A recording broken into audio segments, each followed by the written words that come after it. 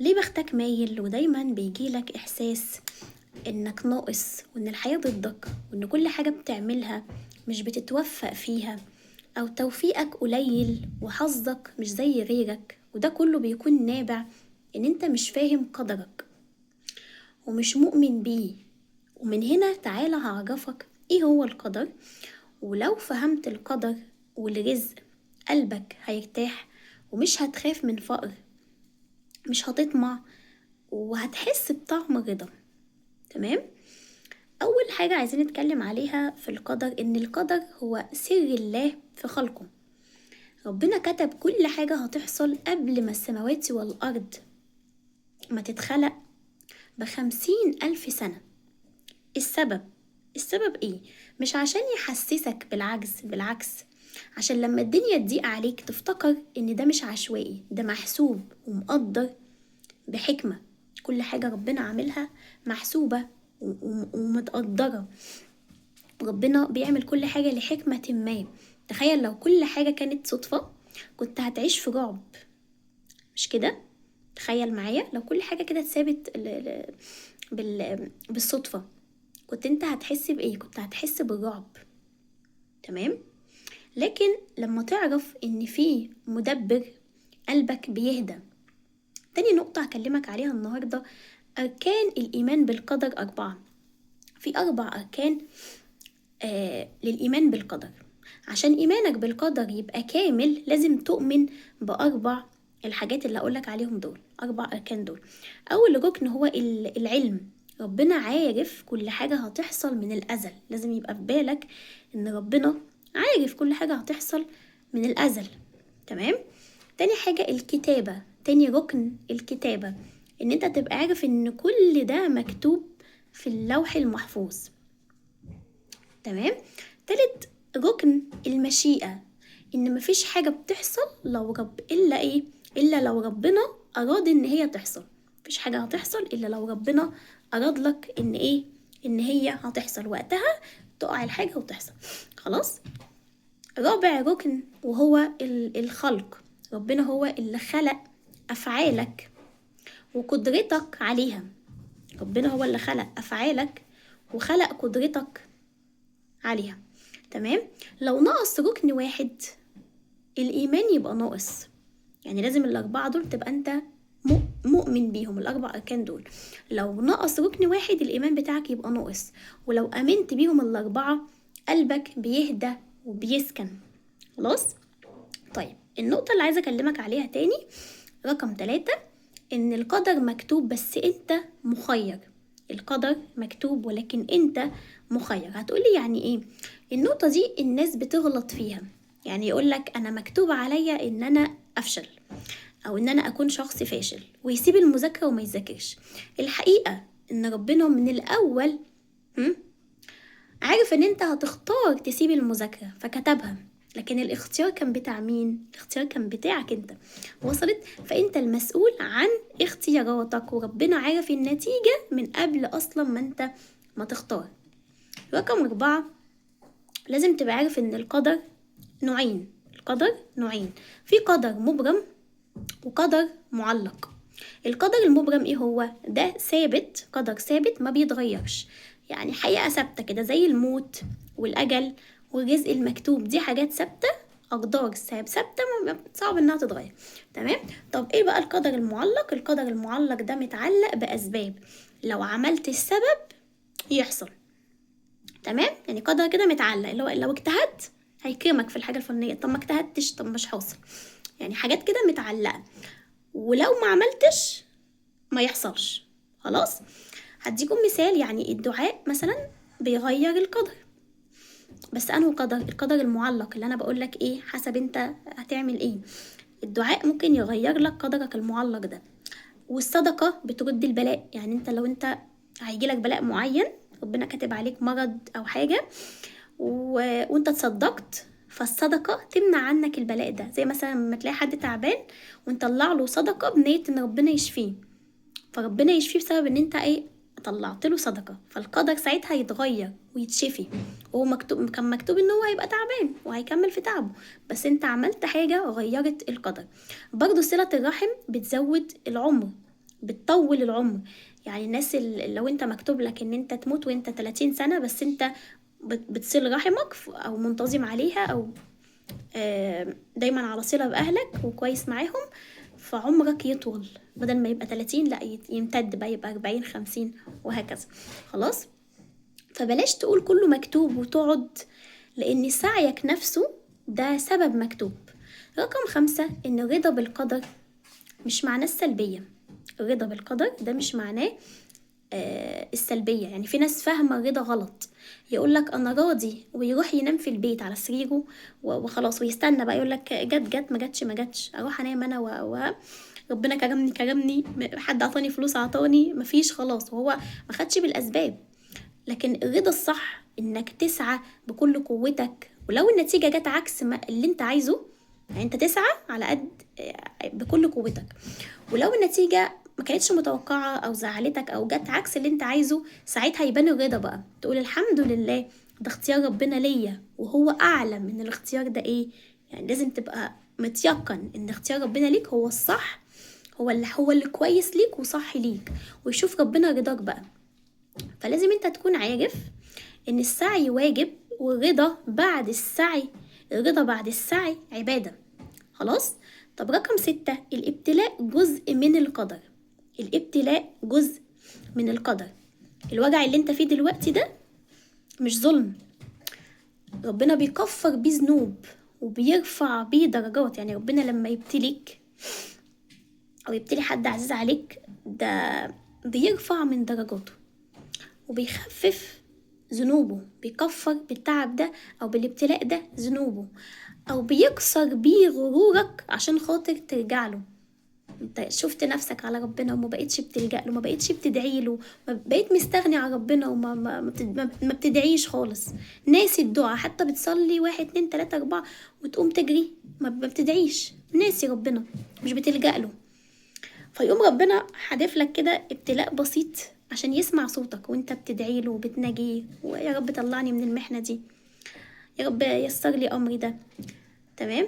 فممكن يكون شايفك انك اتغريت، فبيكسرك شوية بابتلاء عشان ترجع تناديه من تاني، او بيكفر لك ذنوبك عشان بيحبك، عايزك تجيله بقى وانت نضيف خالص، فيديك شوية ابتلاءات كده قبل ما تموت، او حتى وانت عايش، يعني في فترة حياتك يعني، او يرفع درجتك، يرفعك درجات بالابتلاء ده لانك صبرت، فيرفع درجتك. والنبي صلى الله عليه وسلم قال: اشد الناس بلاء الانبياء ثم الامثل فالامثل.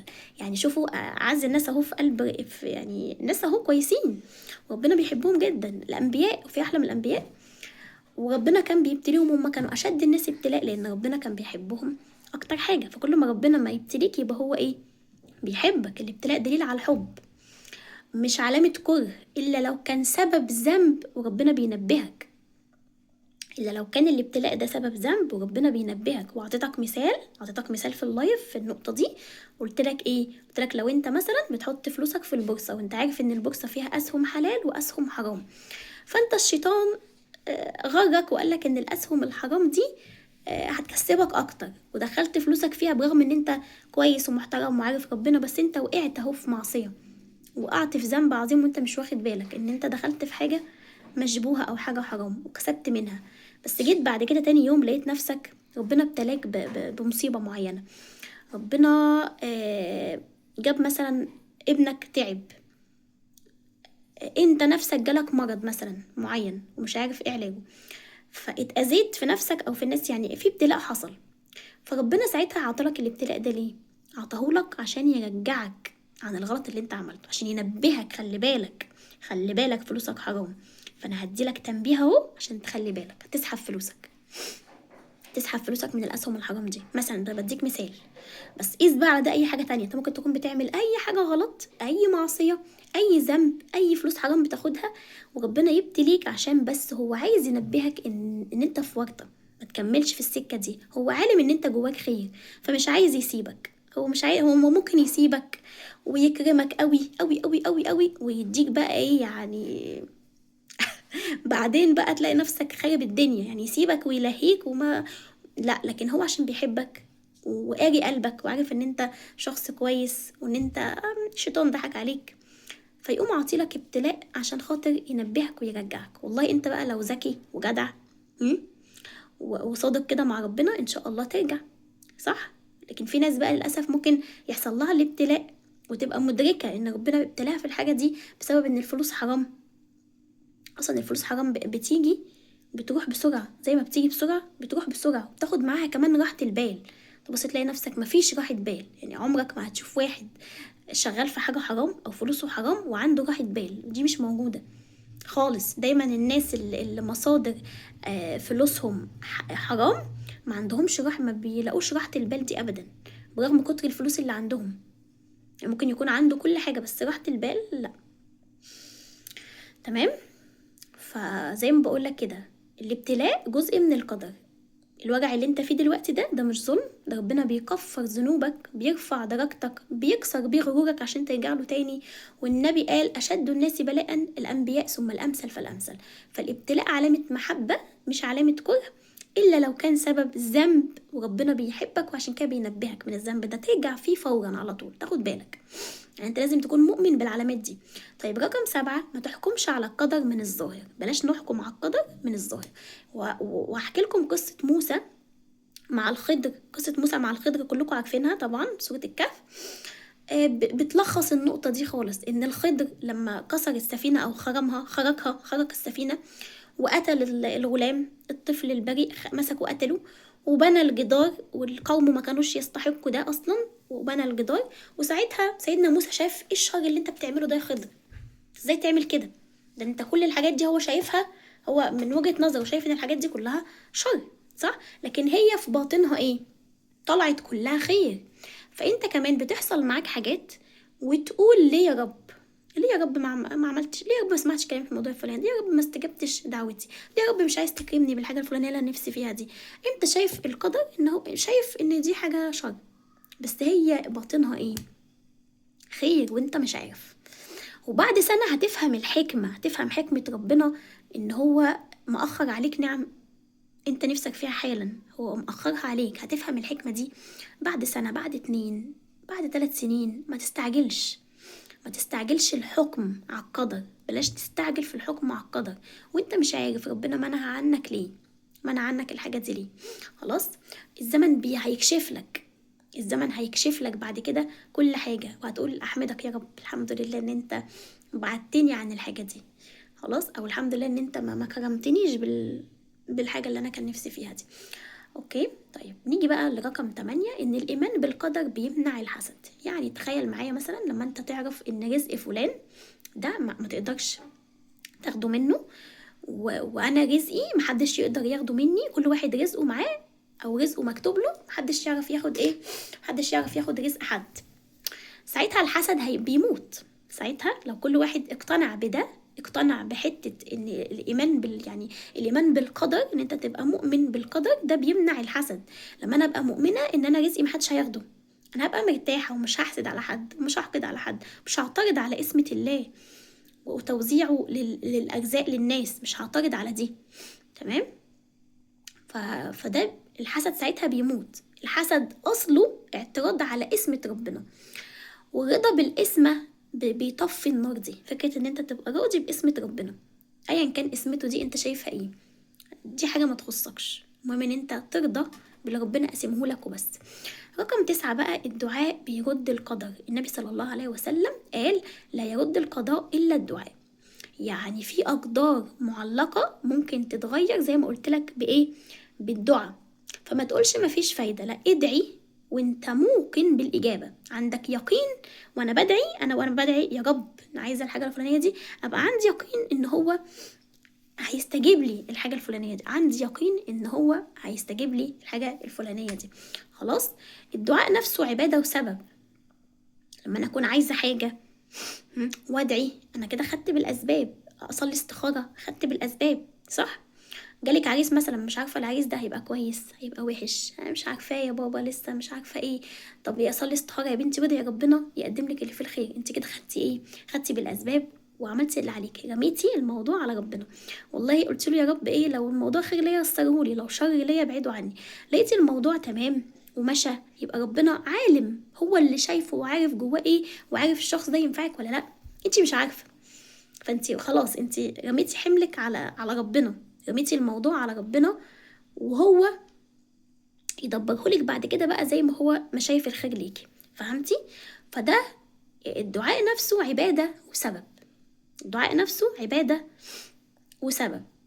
طيب رقم 10، ان القدر يمشي وانت تمشي في معادلة كده بسيطة، اللي هي بتقولك ايه؟ عليك السعي وعلى ربنا النتيجة. النتيجة دي مش بتاعتك خالص، انت اسعى واعمل اللي عليك وسيب بقى ايه الباقي على ربنا. النتيجة دي مش بتاعتك، ما تفكرش فيها.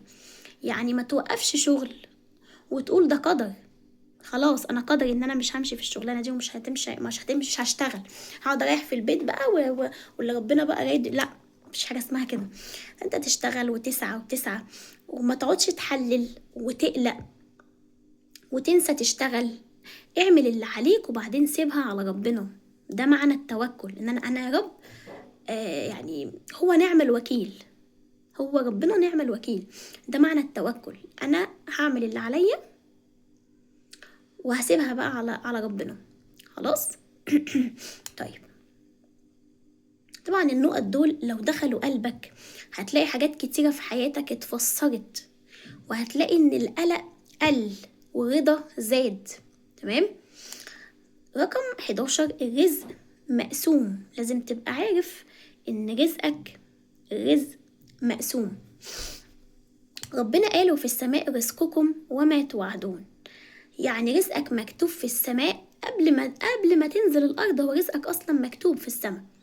اللي ليك هيجيلك حتى لو كل الناس واقفة ضدك، واللي مش ليك مهما جريت عليه مش هيجيلك، هو مش بتاعك ومش ليك. فبدل ما تجري ورا رزق غيرك، بدل ما تقعد تجري ورا رزق غيرك، ركز في رزقك اللي جايلك. تمام. ركز في رزقك اللي جايلك بدل ما تسعى وتجري على رزق غيرك. رقم 12، الاستعجال بيضيع البركة. بتاخد الحاجة قبل وقتها فتلاقي ملهاش طعم ولا فايدة. ربنا بيأخر عنك الشغلانة أو الجوازة أو الفلوس عشان لما تيجي تجيلك كاملة وتجيلك مظبوطة عليك، ما تجيلكش كده واسع عليك أو مبعوقة عليك، عشان لما تيجي كاملة ومظبوطة.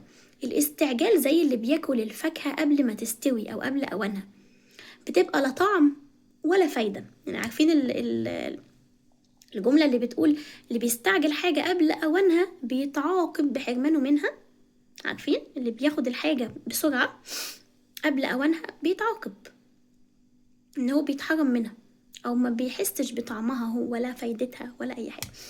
طيب رقم 13، إن الرزق مش فلوس بس. لازم تبقى عارف إن أنت ربنا كرمك بحاجات ياما في حياتك، وإن رزقك ده ممكن يكون في صحة، بتعرف تنام من غير ألم، أنت بتنام سليم.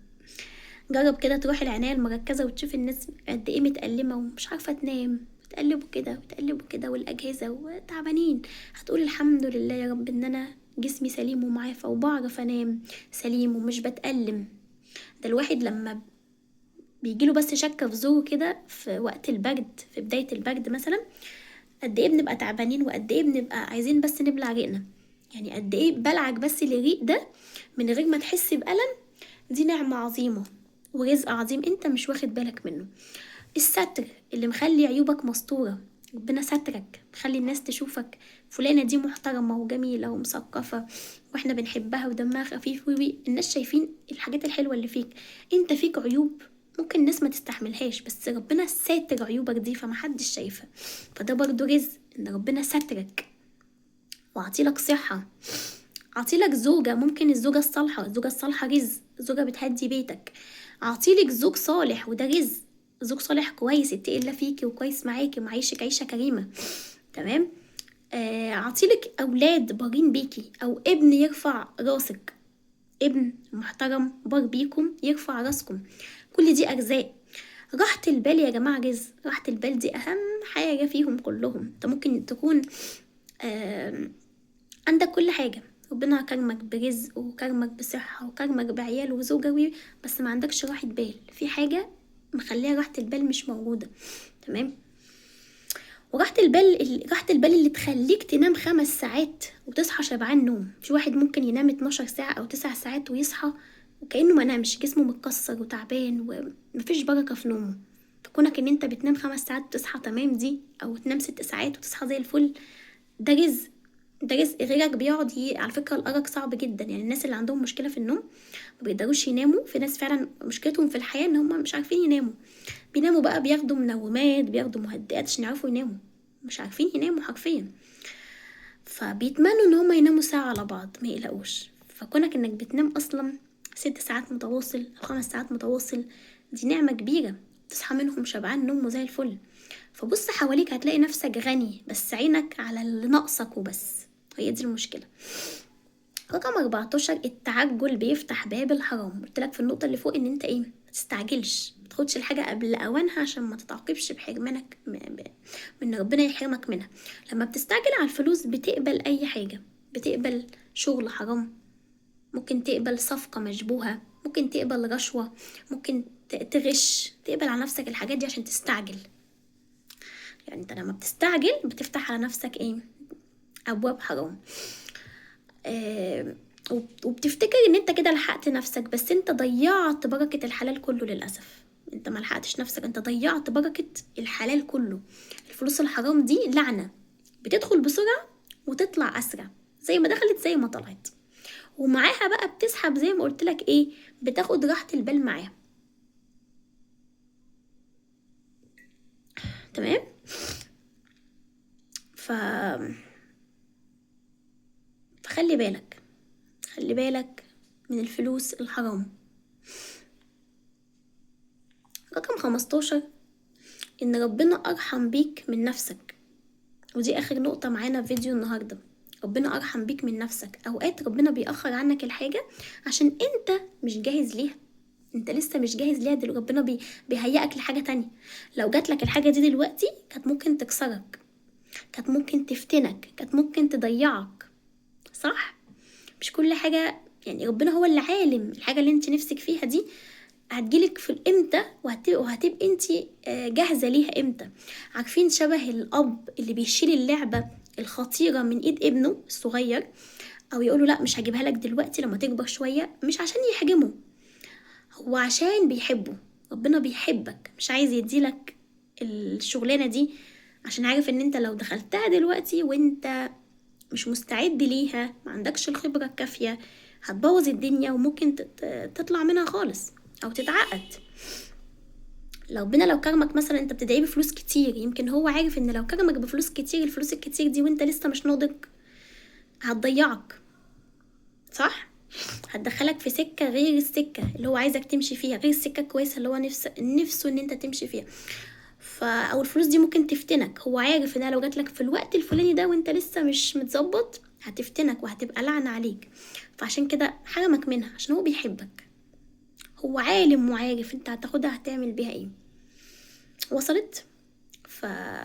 زي كده لما زي ما قلت لك، لما انت تروح تشتري لابنك لعبة، فيشاور على لعبة هي كبيرة هتأذيه، مسدس مثلا خرز هو لسه طفل او كده، فتقوله لا دي مش هتنفع لك، لما تكبر شوية هبقى ايه، هبقى اجيبها لك. ليه؟ عشان انت بتحبه، عارف ان كل حاجة ليها وقتها. فهو ربنا بيتعامل معانا كده.